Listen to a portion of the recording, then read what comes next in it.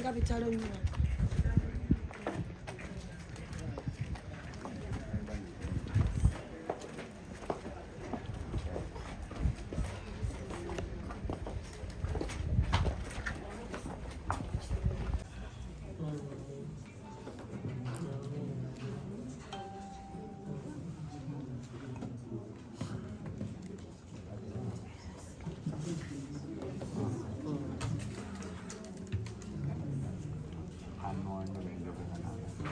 Use a idea.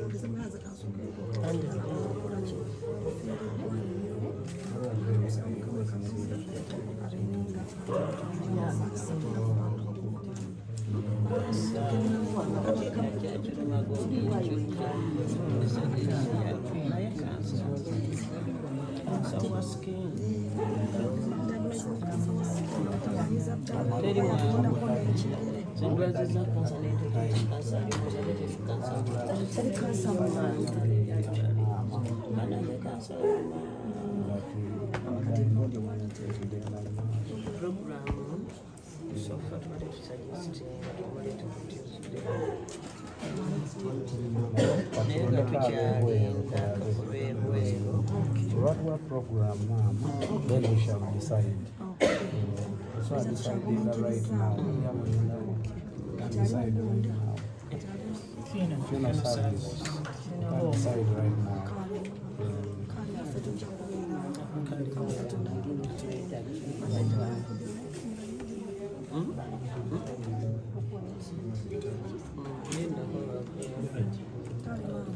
Wano akefa Maka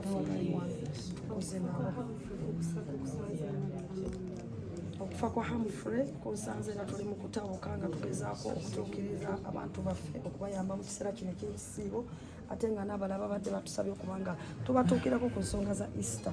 So kunsanze mu kibuga wakati ne ŋŋamba nti buli kimu nina okukisazaamu nsooke ntuuke wano ewaka naye nga kitalo nnyo tusaba omwoyo gw'omugenzi Mukama Katonda agulamuze kisa.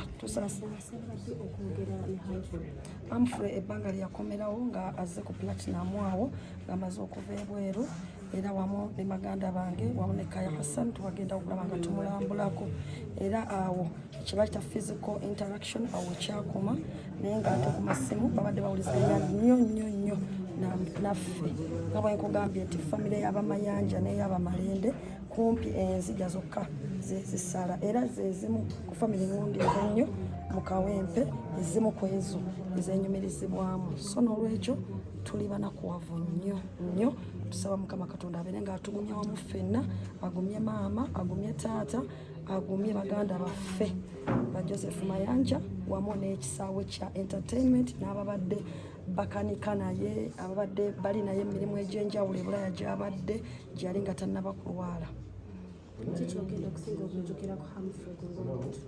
Humphrey ngenda kusinga kumujjukirako nga omusajja okusookera ddala omuyiiya omutetenkanya ate omugumiikiriza nga waalabye ensobi ne bw'aba alina kyalabye ng'asobola okugola n'agamba nti Shamim Malende oli muganda wange kino tukitereeze bwe tuti muntu abadde social nnyo ate bambi ng'abadde ayaniriza buli muntu.